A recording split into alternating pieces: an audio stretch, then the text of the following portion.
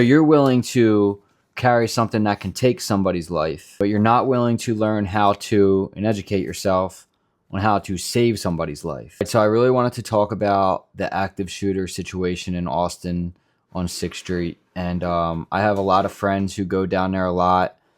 It's really close to my house. It's not that far away. I have a lot of people that go there and hang out there.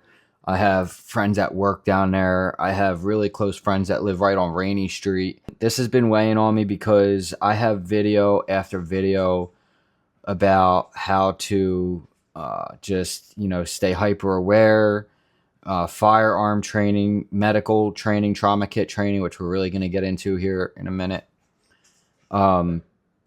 Just how to, unfortunately, in today's day and age, you really do have to know how to take care of somebody if they were shot. Maybe that's not for you, but at the very least, you need to be able to stay calm and just help people if you can.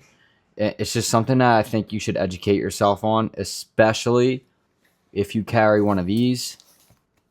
My concealed carry is a Glock 43, but I can promise you that that's not going to help you in that situation. And if you're one of those many people that I see in the comments who are sitting there talking about, oh, isn't Austin, it's in Texas, doesn't everybody have a gun? If I was there, I always carry a Glock. I would have took this guy out easily, how this and that and the other thing. Like, you don't know what you're talking about. And like, if you ever been to 6th Street, it's very crowded, especially on Saturday night when it's gorgeous out. There's people everywhere. It's a very bad thing about this is it's almost impossible to know that something like this is going to happen. Like, you can be as trained as I am, as hyper aware as I am, and still end up, dead or hurt because this happens so quick. You're talking about 30 seconds, right? Maybe, I don't know. I wasn't there. I don't know the time frame, but quick. It probably, for those people, probably felt like a lifetime. And most mass shooters are like rifle related. They have rifles. Well, not all of them, but a lot of pistols, right? It doesn't matter. Like, going against a mass shooter in any degree, whatever firearm they have, having a gun against them is a no-no because it's not really going to play out like you think it is. On top of the fact that the police, they don't have the information on who the shooter is. So chances are you're going to end up dead because the cops might think you're the active shooter. So you just don't want to get in that situation. Your best option is to hide and run, get behind cover, save who you can. If you come face to face with the gunman, that's where you would engage. So I don't think a lot of people understand that. Here, I see a lot of people are like, "Oh, he was walking down the street with an AR-15." No, he wasn't. I don't know. There's some picture. It looks like it looks like that. They're very deceiving. He had a pistol. He had a handgun, and he was. So if you didn't actually read the story or read like first-hand take interviews and see the videos, he had a pistol. But yeah, like I said, it doesn't matter. Pistol, rifle, whatever. Your options are to be trained in this, how to save people's lives when they get shot. What are you going to do if you get shot? Do you even know how to help yourself if you get shot? Like, when you carry a gun, you're opening up that opportunity. So not being trained in that is just plain stupid. Been in a situation like that, and I have. It's total chaos. When gunfire erupts, it is total chaos. You can see the videos. They're very graphic, but you can learn something from them.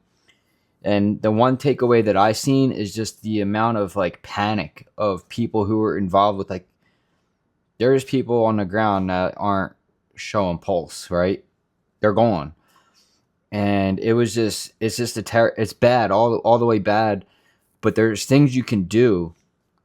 And carrying a firearm isn't really the answer. I mean, I'm 2A guy to the fullest. But I am so sick of seeing people carry a gun who have no idea what this even is. Never tried to use it, never looked into the education of it. So you're willing to carry something that can take somebody's life, but you're not willing to learn how to and educate yourself on how to save somebody's life. This is something that every mother should know how to do. My kid would know how to use a tourniquet before he could basically ride a bike if I had a kid. But like, this isn't, at this day and age, this is just something that you need to pay attention to. So when you carry a firearm, this goes second hand with it. This is not a boo-boo kit. There isn't Band-Aids in here. This isn't for if you scrape your knee when you're walking down the sidewalk. This is a full-blown trauma kit.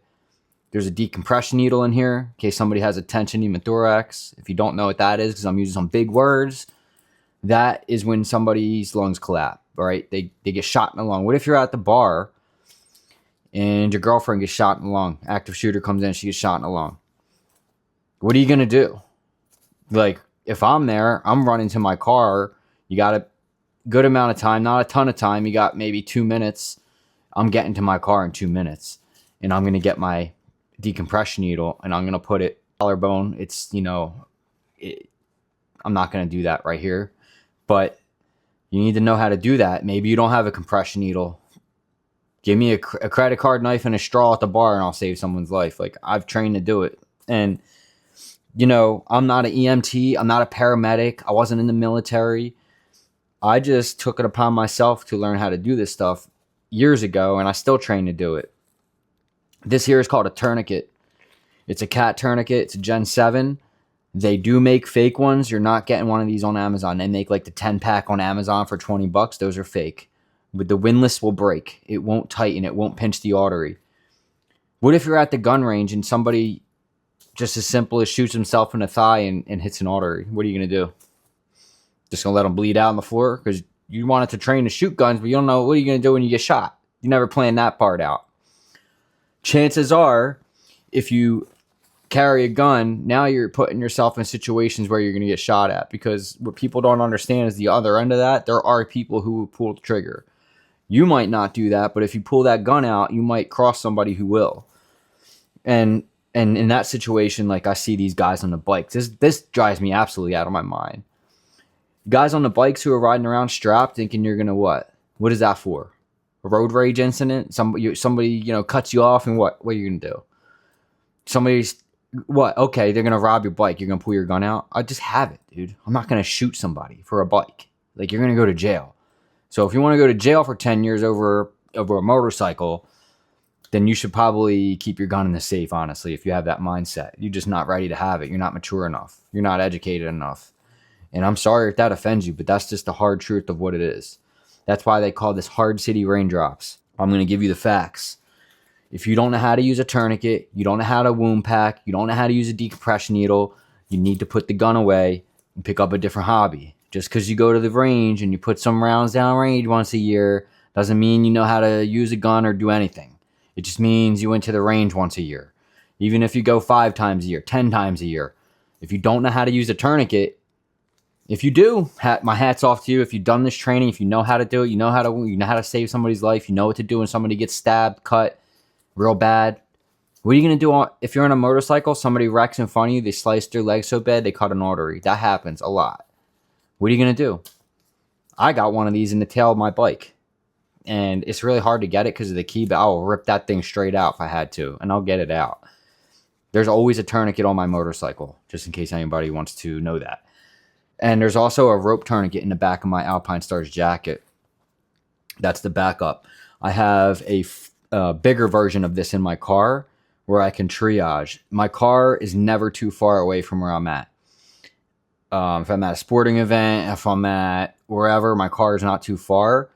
And if I can't bring my car, I always like kind of think about what can happen if like where the exits are. I always sit near exits. Like, I just have that mindset of like, because I know, like I've seen this shit. Like, it's just, you got to smarten up. And that's what I mean about educate yourself about what's going on in the world before you go to these big, huge public places where there's a lot of people where you're a target, especially what's going on right now in the world with the war, with Iran, with all this craziness. You just need to be hyper aware and focused. And so this guy here, again, like it's a full-blown trauma kit. This is chest seal. There's wound packing gauze in here. We got some gloves, and I have chest seals as well. So if somebody gets shot in the chest, that's a hyphen chest seal. That'll go right over the top. Done deal. You can carry these in your back pocket. If you're really that like crazy, and I know people that are, they will carry tourniquets on their legs and keep these in their back pocket. This is trauma gauze, trauma dressing. You just wound pack with this. Somebody gets shot in the stomach, you just wound pack. Boom, boom, boom. You just stuff it in there, hold it with your finger, and wound pack. So what are you going to do in that situation? What if you're at the bar and, you know, some crazy lunatic comes and stabs your buddy, shoots your buddy in the stomach, shoots 3 people in the stomach, 3 different people, shoots 2 people in the stomach, 1 in the head. You know, like it's just, that's basically what happened. And in the videos you can see there's one girl who's screaming, going out of her mind. You need to get her out of there. She's not ready for it. She's going into straight shock, and she needs to be removed from the situation. So I don't know, that's a mistake on the cops part, although they did react very well to the whole like getting the guy. But after that, where you see like, I don't know how many of y'all watched the video, it's up to you. They're very bad, they're very, very graphic, but you can learn from it. Those are people you need to get out of there, because the person was gone. And there was other people that need treated. And I just think that, you know, there's like being hyper aware, knowing how to listen for gunshots, know the difference. If you hear a firecracker go off in the middle of March, when have you heard that? You know, like know the difference between a firework and a gunshot. Like you just need to educate yourselves, man. And you need to be hyper aware of all these things. You can't be going out. Like, honestly, like, it's a fun, good time. And I know I have a lot of friends that work on 6th Street, go to 6th Street, and I thank the Lord I don't know nobody that I know, you know, but man, it doesn't matter. We're so close to everyone. It's so close here. Like, it's almost like family, and you don't even know these people. It just hits me that hard. Like, I just hate to see like that kind of thing, on top of the fact that all the craziness, chaos afterwards, because just a lot of people are uneducated. There was a couple people who were there helping, and it's just like, it's so it's really, I don't know. My thing is, if you carry a firearm, you just got to understand that you're not going to be the hero in that situation. You're not going to go up against a rifle with a firearm. There's other things you can do too. Like in my backpack, guys, I'll show you this, because there are some places where you can't carry a gun. And maybe you have, maybe you like to carry a backpack. So in my backpack, I have this. This is a sleeve. It's a bulletproof sleeve, and you know, it just goes in your backpack. But you can put this in your backpack. If you go to, like, it's my work bag where I can't carry my gun at work. So this is at least one way I have to protect myself. So there's things like that. Like, educate yourself. There's all kinds of stuff like this.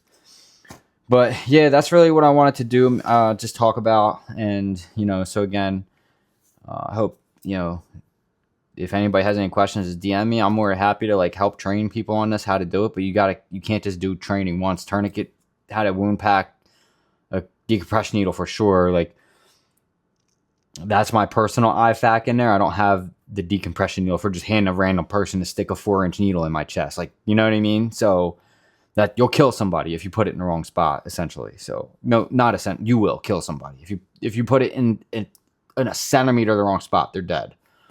You just put a 4-gauge needle straight into their heart. So that's what I got for you guys, man. I hate to be like so on it right here and now, but like, I think it's just so important for y'all to get educated and stuff. And anyway, I love you all. Have a good evening. Peace.